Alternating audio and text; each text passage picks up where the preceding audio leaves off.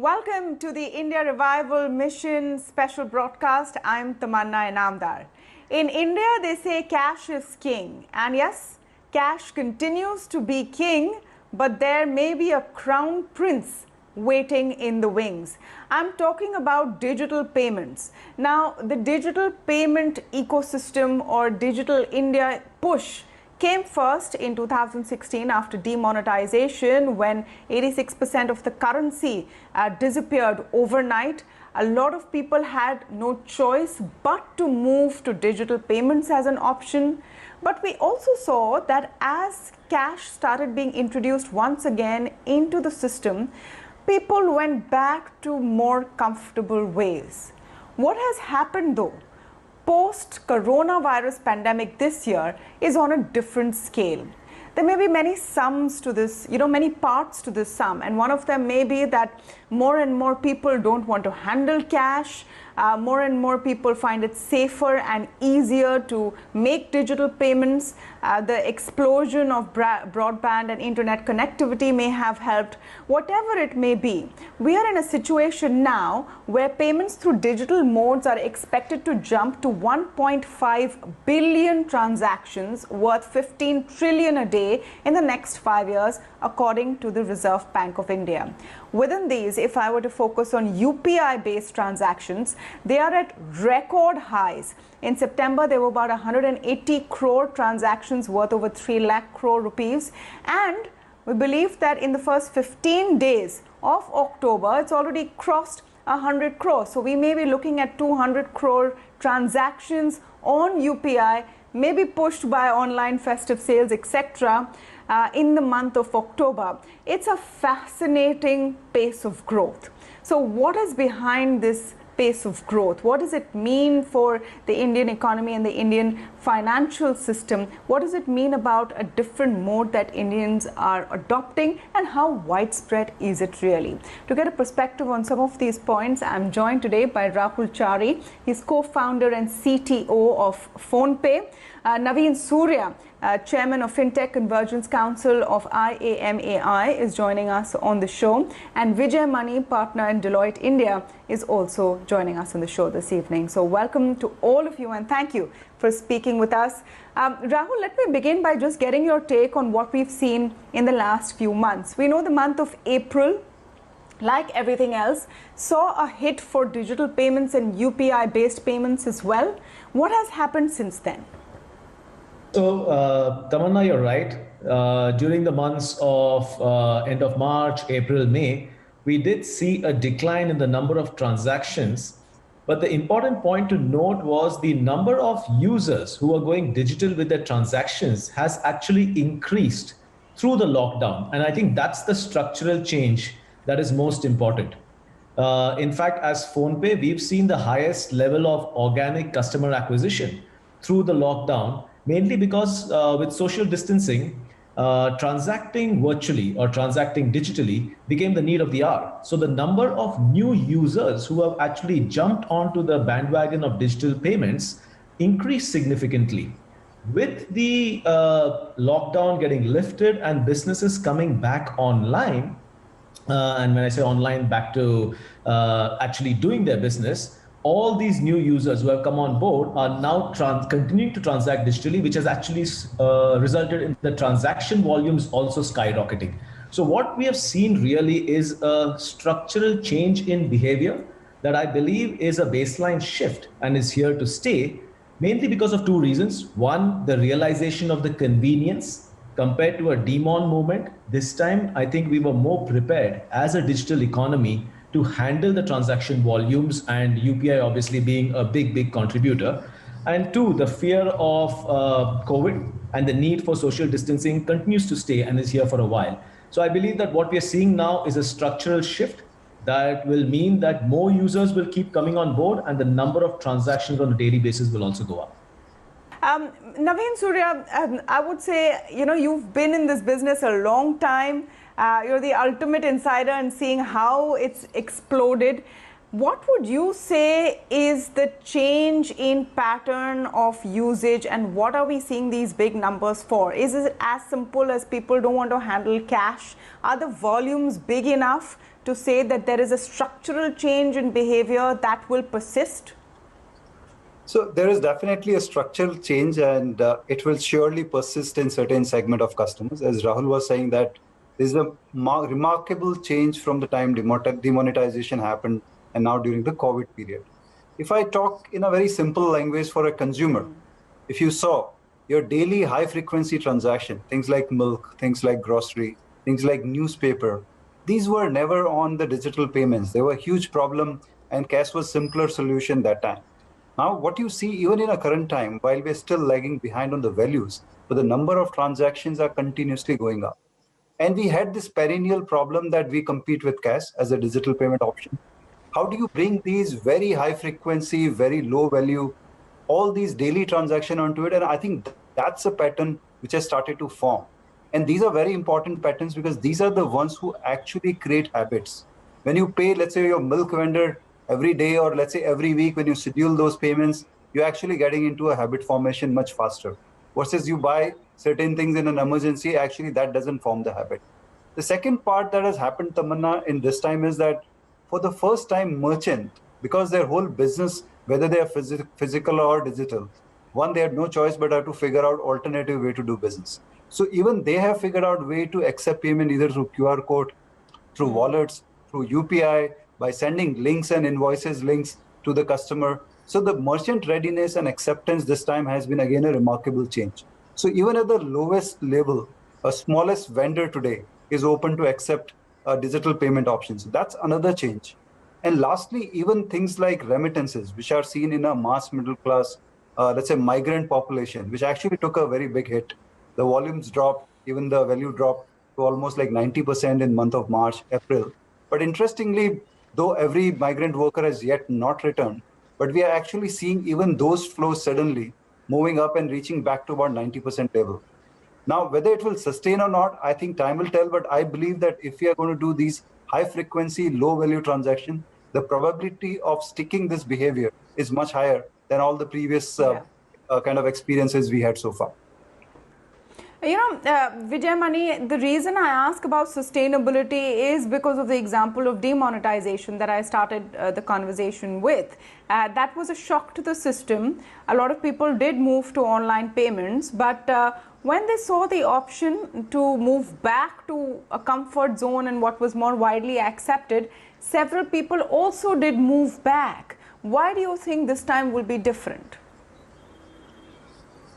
I think, Tamanna, this time the sustained period over which this behavior is going to get entrenched is one of the main differences, right? Demonetization, within 2 to 3 months, there was cash back in the system, and people had the option to go back. And in this case, it's already been over 6 months. We are likely to see several more months of this continue, and over the past 4 or 5 months, we have seen this upward trajectory in digital payments. And if this trajectory goes on for some more time, yes, it's possible that some of that, might go back to the earlier ways. But even if you look at the demonetization story, debit card spends at POS went up, and they did eventually come down, but they settled at a level that was higher than the pre-demonetization level. And that was just, a 2 to 3 month period. In this case, we are going to see a year, possibly more of this environment. And so even if it does come down, it will settle at a level much higher than what we had pre-COVID. The trick is to get the merchants on board. And that has been the biggest challenge, Rahul, you would say, to get the merchants on board. And how will you also ensure that this is not restricted to smaller pockets in urban areas in terms of usage behavior? Tamanna, you're right. I think on the consumer side, the push has been fairly consistent for many years now through incentives as well as through a fair amount of branding and advertising. And the focus really has been, at least for us and a lot of players, on trying to actually increase the acceptance. To answer your question in two parts, one is to add on to the sustainability. If you look at demonetization, there was a singular problem of basically cash not being available because of the event that happened. And that was what was being largely solved for. Here, this is actually a significantly different problem. It's very varied by geography, by strata of society, and the impact is different. What it has forced a lot of the business community and the merchants is to think very differently about their business. But one thing for everybody has been how to expand your business in as many ways as possible. And therefore, going digital with your business is no longer an option. For a particular merchant who was relying on just his very specific local area of business, he's seen a shrink of business, right? Some people are just not coming out there. They move to online or maybe to some large retailers who are delivering to the doorstep. So he needs to reach out to a newer base, maybe to people that are not there within his known set of regulars. So everybody is trying to figure out how they can turbocharge their business and restart, not turbocharge, just restart their business. And going digital has become a need. I think that's the need that we need to cater to as payment companies and go as fast as possible with acquisition, education, and empowerment with a lot of tools. We, for one, are committed over the next year to reach 25 million merchants. And a lot of these obviously will be beyond the urban centers, beyond the tier ones to the tier twos, because we see this both as a responsibility as well as a huge opportunity. Each one of those merchants is now decided in their mind that to be prepared for the future, one, I need to be able to actually have digital payments. Two, I need to be able to have a mechanism by which I can reach out to newer customers when the need arises so that there is impact of existing customer base taking a hit in any way is reduced. And third, to be able to actually ensure that the interactions, not just the payments, go digital. Yeah, but let me come to the second part of making sure that this phenomenon goes beyond your urban areas. Now, Rahul, I know PhonePe has quite a significant amount of users in tier 2, tier 3 cities.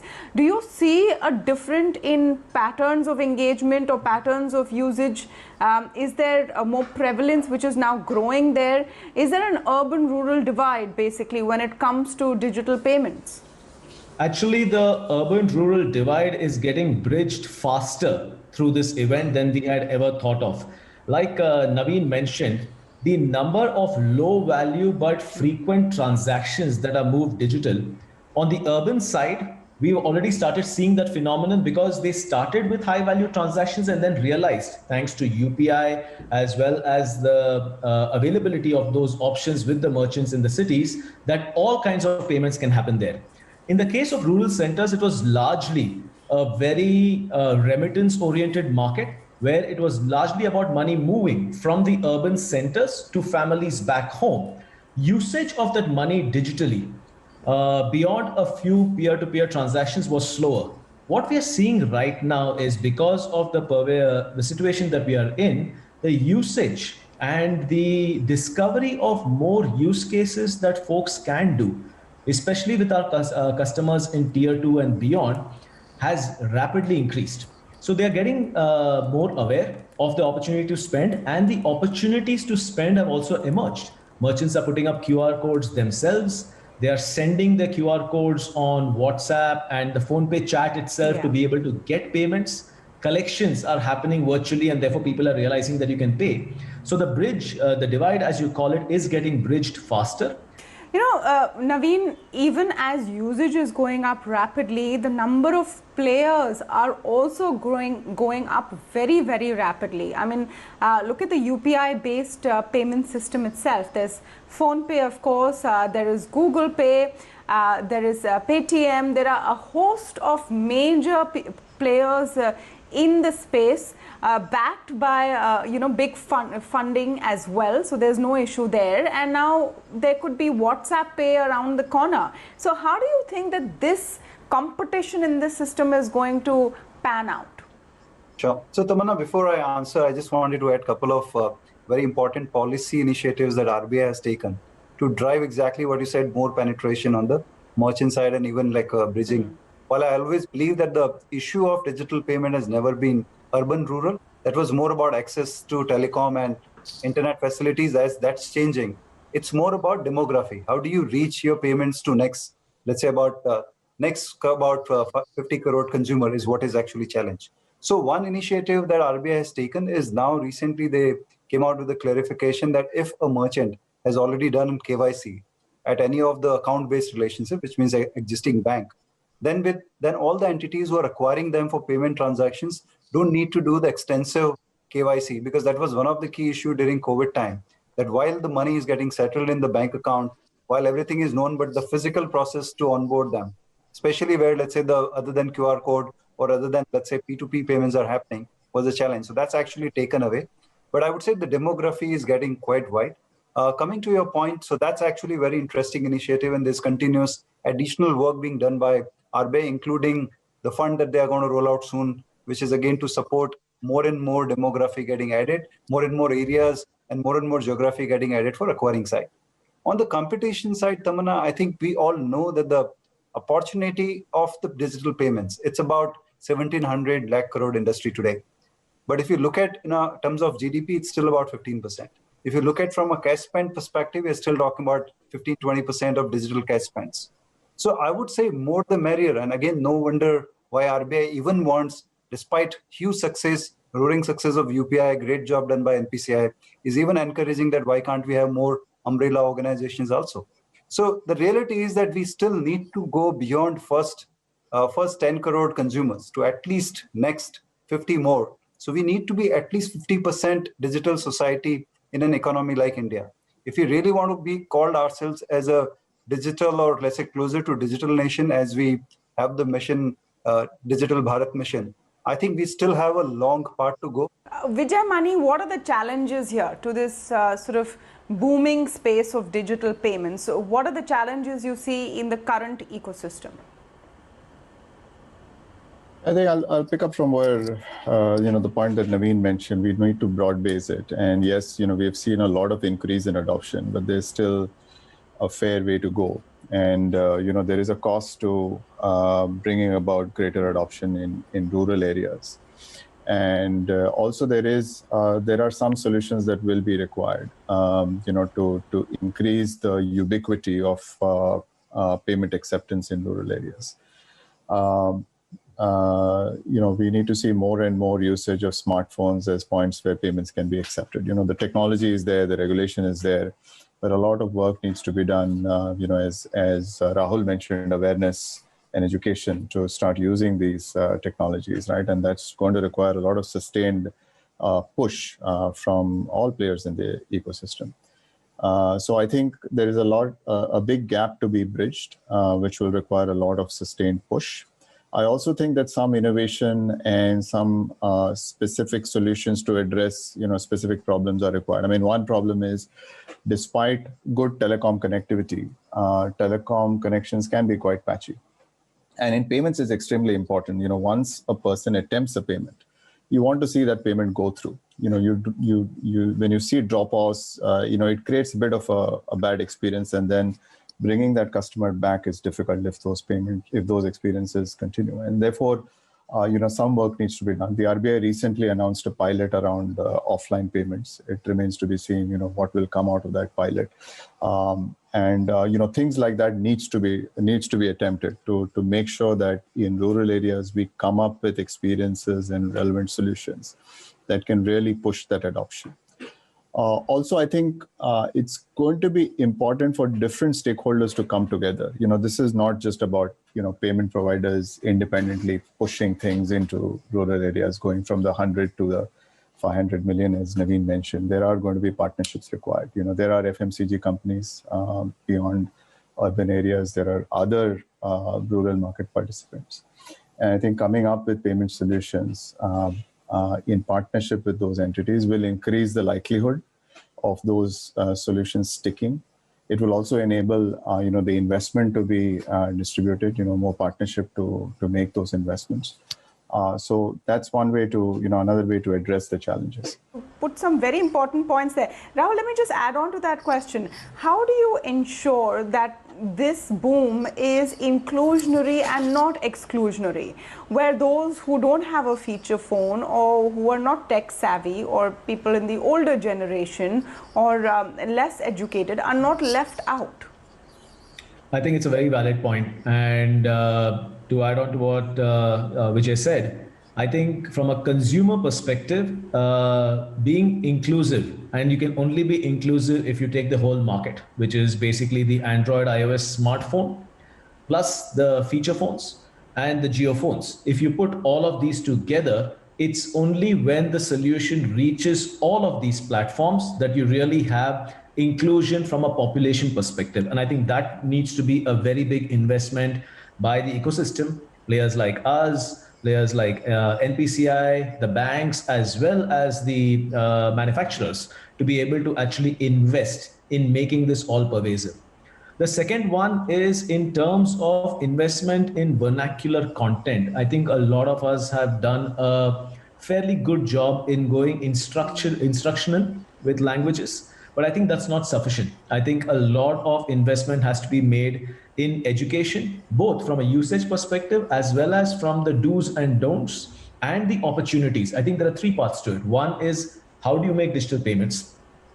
Second one is, how do you ensure that you are protected when you're making digital payments and are not doing things that will actually put you in the way of fraudsters or make you a victim? And the third one is on all the opportunities that you have ahead of you from financial protection, right? For example, products like insurance, right? InsurTech and Fintech, and the opportunities with micro loans. All of these are needed. But to start with that, you need education and you need investment in vernacular content. And some of this will happen only with on-the-ground investment that we make. So I think both these need to come together. And then obviously there's policy. Like Naveen mentioned, I think policy both on the ease of KYC, again for financial inclusion, and also from ensuring that the policy allows for this ecosystem to be self-sustaining, right? Whether payments itself needs to be self-sustaining to make all these investments and to continue expanding it. So I think combination of policy, combination of technology and IP to ensure that this reaches the masses through all the platforms, and then investment in education. I think that's what completes the picture. Absolutely. I want to, Naveen, some of the answers are obvious, but I think it needs to be talked about. In the context of India Revival Mission, and that's the umbrella under which we're speaking, how do you think the explosion or the boom in the digital payments ecosystem will actually aid a faster and more robust economic revival? So I think it's very simple, right? One, we all know that a country like India, if you have to really reach to every consumer, all kind of services, be it government side, be it private side, all kind of products, digital is the solution. I think we all need to learn that how the consumers and the masses is adapted to simpler things like communication, to simpler things like entertainment. Look at the current time, how the OTT play has happened in all segments, all kind of a customer age group, all kind of, let's say, literate or illiterate people. I think they all understand today from what they used to know early days of YouTube. Today, probably they also know everything about probably Amazon Prime, or let's say they also know about Netflix and beyond that. So I think we need to learn that how the digital penetration is reaching to them, how these companies are making things so seamless, so easy for them to adapt. And I believe as this is learning are being adopted by the commerce, they're also kind of adapting it, and eventually payments, and eventually payment is actually a means to end. If more people understand the digital interaction that they do, which is actually based on the digital layer, and we need to make sure, like Rahul has already mentioned, there are some critical policy points. If they are taken care as we work closely with government as well as RBI, then your friction for people to pay digitally actually goes away. And then you suddenly see a digital payment as a natural process. Today, it's an effort, it's an education. It's not, unless it solves a problem, people don't want to try it. Or unless it gives me an incentive, people don't want to try it. So how do we make it as a natural process, what probably casts to a lot of these segments? The moment we reach there, I think we have suddenly a digital economy with digital cash, or let's say less cash. Well, we'll wait and see. We'll wait and see how people responding to, online sales, the festive season, also add on to these numbers that we're seeing, and how consistent the adoption is of digital payments. So watch this space. It's a very, very exciting one. And on that note, I want to thank all of you for joining us on the show. Thank you.